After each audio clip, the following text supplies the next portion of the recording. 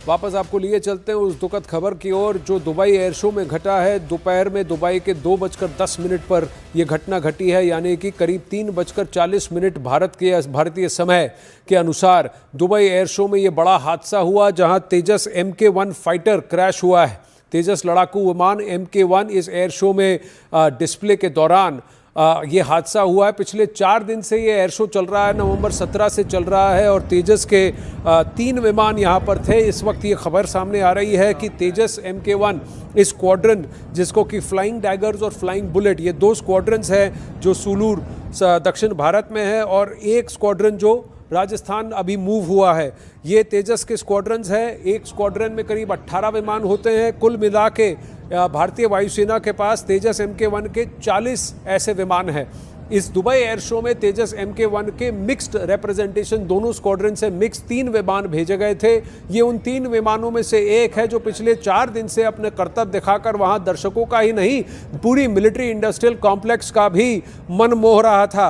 और उसी का एक मैनूवरिंग के दौरान जहां इंजन पूरी तरह से विमान चालू ऑन दिख रहा है, क्योंकि विमान से जोर से इंजन के टरबाइन के शोर आ रहा है, शोर भी आता हुआ दिख रहा है, और जहां मनूवर के बीच में अचानक से ये क्रैश हो जाता है और कुछ ही सेकंड में धराशायी हो जाता है। इस एयरक्राफ्ट में GE का F404 इंजन लगा हुआ था, ये भी अब डिटेल है, लेकिन विमान चालक की मृत्यु हो गई है। एयर वॉरियर इसमें छेद हो गया है, खेद हो गया है। और कौन है क्या और भी डिटेल्स हैं। CDS ने भी खेद जताया है। शैलेंद्र वांगू जुड़ रहे हैं और डिटेल्स के साथ। जी शैलेंद्र।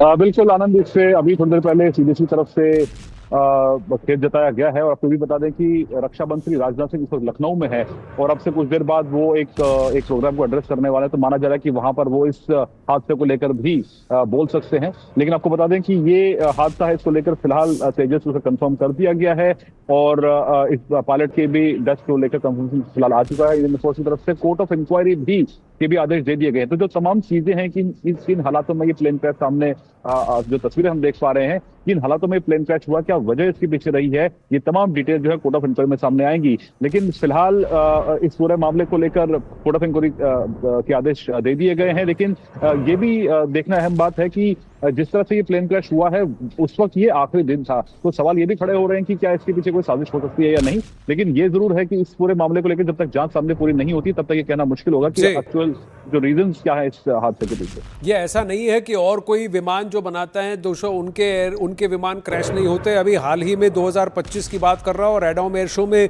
पोलिश F-16 क्रैश हुआ था। उससे पहले इटालियन एयरफोर्स का यूरोफाइटर टाइफून क्रैश हुआ था 2017 में। 2017 में ही अब जैस 39 जो साब बनाता है, ग्राइपेन, वो भी क्रैश हुआ था। MB339 2023 में क्रैश हुआ था। F-16 थंडरबर्ड ये भी क्रैश हुआ था नेवाडा में टेस्ट रेंज में। एक और F-16 तब क्रैश हुआ था जब 2017 में क्रैश हुआ। एडवांस जेट ट्रेनर बेलिक ये भी M346 ये 2024 में क्रैश हुआ। और स्पेनिश एयरफोर्स का 118 EF-18A हॉर्नेट ये भी 2023 में क्रैश हुआ है। MiG-21 लैंसर ये 2018 में रोमेनियन एयरफोर्स का क्रैश हुआ एयर शो के दौरान। तो अलग अलग देशों के बनाए हुए विमान भी इससे पहले एयर शो में हादसे का शिकार हुए हैं। ये ऐसा नहीं है कि सिर्फ तेजस के साथ हुआ, लेकिन जो घटा गलत और ट्रैजिक है। आकाश शर्मा इस वक्त हमारे साथ जुड़ रहे हैं। आकाश, क्या अपडेट है आपके पास? क्या कोई वजह सामने आई है? जी देखिए, शुरुआती जांच में अभी कुछ भी साफ तौर पर नहीं कह पा रहे हैं। IAF के अधिकारी, जो इंडियन एयरफोर्स के अधिकारी हैं, वो कुछ भी नहीं कह पा रहे हैं। लेकिन बहुत दुखद है, एक फाइटर पायलट को हमने इस हादसे में खो दिया है। साथ ही जो विमान है वो दुर्घटनाग्रस्त हो गया है। हमने तमाम तरीके की जो तस्वीरें हैं वो वहां से देखी हैं। लेकिन आनंद, बहुत महत्वपूर्ण है, जैसा आपने बताया कि पहली घटना नहीं है किसी भी फाइटर के साथ। आमतौर पर जब आप इतनी बड़ी मशीनरी को चला रहे होते हैं तो क्रैश की संभावनाएं होती हैं। और पिछले 23 साल में ये दूसरा इंसिडेंट है। 2024 में हमने देखा था जहां एक्सरसाइज के दौरान तेजस क्रैश हुआ था, और अब ये दूसरा इंसिडेंट है जहां दुबई एयर शो के दौरान ये हादसा हुआ है। 5वां दिन था। 5 दिन में से 4 दिन इस एयरक्राफ्ट ने परफॉर्म किया है इस एयर शो में। आनंद, 2015 में पहला एयरक्राफ्ट जो है वो इंडियन एयरफोर्स को दिया गया था, और पिछले 10 सालों से इंडियन एयरफोर्स बहुत अच्छे तरीके से इनका इस्तेमाल कर रही है। यहाँ तक कि ऑपरेशन सिंदूर के दौरान में हमने देखा कि किस तरह से तेजस मार्क 1 का इस्तेमाल किया गया था। मौजूदा समय में करीब कुल 2 स्क्वाड्रन है आनंद, फ्लाइंग डैगर और फ्लाइंग बुलेट। पहले दोनों सुलूर में होती थी, अभी एक को राजस्थान में ले आया गया है। और ऑपरेशन सिंदूर के दौरान हमने देखा था कि तमाम तरीके के जो प्लेटफॉर्म्स हैं उनके साथ ये सिंगल इंजन फाइटर एयरक्राफ्ट भी इस्तेमाल किया गया था। और मौजूदा समय में जो अधिकारी हैं वो ये कह रहे हैं कि पायलट को नहीं बचाया जा सका। दुर्घटनाग्रस्त जब विमान हुआ तो कितना समय था पायलट के पास, इजेक्ट क्यों नहीं कर पाए पायलट, इन तमाम सवालों का जो जवाब है वो कोर्ट ऑफ इंक्वायरी के बाद ही मिलेगा। लेकिन बहुत दुखद घटना है। एटीसी से कोई अपडेट आया है? एटीसी से कोई अपडेट आया है? और क्या जो 2 स्क्वाड्रंस आपने कहा, दोनों स्क्वाड्रंस में 18 एयरक्राफ्ट होते हैं, एक स्क्वाड्रंस में अमूमन कुल मिला के 40 एयरक्राफ्ट हैं तेजस के, भारतीय वायुसेना के पास। क्या इन स्क्वाड्रंस को अभी ग्राउंड किया जा रहा है? क्योंकि 3 एयरक्राफ्ट गए हैं वहां पर, एक क्रैश हो गया, तो क्या बाकी दोनों विमान अभी ग्राउंड कर दिए जाएंगे? स्क्वाड्रंस को कोर्ट ऑफ इंक्वायरी तक उनको होल्ड किया जाएगा, या फिर वो अपने नियमित तरीके से काम करेंगे और ये एयरक्राफ्ट वापस भारत की ओर उड़ान भरेंगी? देखिए, जो प्रोटोकॉल है आनंद वो यही कहते हैं कि जब भी कोई दुर्घटना होती है तो उस फ्लीट के जो तमाम एयरक्राफ्ट होते हैं, या कहें कि उस बैच के जो तमाम एयरक्राफ्ट हैं, उन्हें कम से कम उड़ान भरने की इजाजत नहीं होती। लेकिन जब हम ऐसी इंक्वायरी की बात करते हैं उसमें भी एक शुरुआती जांच में जो कमेंट्स अधिकारी देते हैं उसके बाद ये निर्णय लिया जाता है। हमने मौजूदा समय में इंडियन एयरफोर्स से ये सवाल पूछा है कि क्या हम अभी फ्लीट को ग्राउंड कर रहे हैं या कहें कि उस पर्टिकुलर स्क्वाड्रन को ग्राउंड कर रहे हैं। इसका जवाब एयरफोर्स से मिलेगा। लेकिन जैसा आपने बताया कुल 40 एयरक्राफ्ट हैं और ये एयरक्राफ्ट एक एयरक्राफ्ट था उन 3 एयरक्राफ्ट में जो वहां भेजे गए हैं।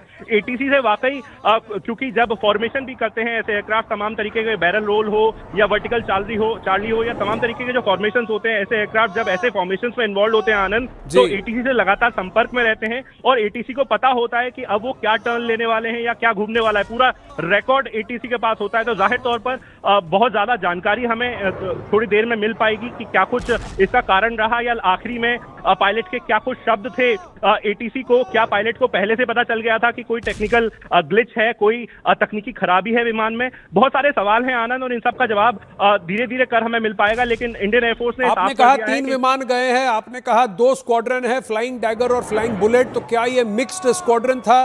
क्या हमें पता है कि ये विमान कौन से स्क्वाड्रन का था? आकाश, अंतिम प्रश्न आपसे पूछ रहा हूं। इस बात पर कोई क्लैरिटी नहीं मिल पाई है क्योंकि एयरफोर्स मौजूदा समय में पूरी इंक्वायरी और कहें कि प्रोटोकॉल्स में लगी हुई है। पायलट के घर वालों को कहें कि सबसे पहले इंफॉर्मेशन दी जाएगी, उनसे क्लियरेंस लिया जाएगा, उसके बाद कहीं ना कहीं नाम और फोटो शेयर किया जाएगा। मिक्स स्क्वाड्रन से विमान जाते हैं, ये बिल्कुल सही है। और जहां तक हमें जानकारी मिल रही है, हमें एक स्क्वाड्रन की जानकारी मिल रही है, लेकिन क्लैरिटी के बाद ही हम अपने दर्शकों को बता पाएंगे कि क्या ये उसी स्क्वाड्रन का विमान था। 3 विमान, एक विमान जो है वो ग्राउंड डिस्प्ले पे लगा हुआ है और जो बाकी जो बचे हुए 2 विमान हैं आनंद, वो लगातार फ्लाई कर रहे थे। 5 दिनों में से 4 दिन इन एयरक्राफ्ट ने फ्लाई किया है। 3 विमान है दर्शकों और 2 स्क्वाड्रन है, फ्लाइंग डैगर और फ्लाइंग बुलेट। तो यानी कि एक विमान, यानी इन तीनों में से 2 विमान किसी एक स्क्वाड्रन के थे और एक विमान किसी एक स्क्वाड्रन का था। तो अब ये कौन सा विमान है, कौन से स्क्वाड्रन से गिरा है? क्योंकि जैसा आकाश आपको बता रहे थे कि ये प्रोसीजर होता है कि अगर किसी स्क्वाड्रन का एक भी विमान क्रैश होता है इस तरह से, तो उस स्क्वाड्रन के बाकी विमानों को टेम्पररी होल्ड किया जाता है, यानी कि बाकी के 17 एयरक्राफ्ट या 18 एयरक्राफ्ट जैसे भी वो स्क्वाड्रन है उनको रोक लिया जाएगा और फिर उनको जब तक कोर्ट ऑफ इंक्वायरी और पूरी तरह से चेक्स खत्म नहीं हो जाते तब तक उनको वापस उड़ने की इजाज़त नहीं दी जाती, अनलेस कोई बहुत ज़्यादा इमरजेंसी सिचुएशन जैसे कि युद्ध हो तब ऐसा कुछ होता है।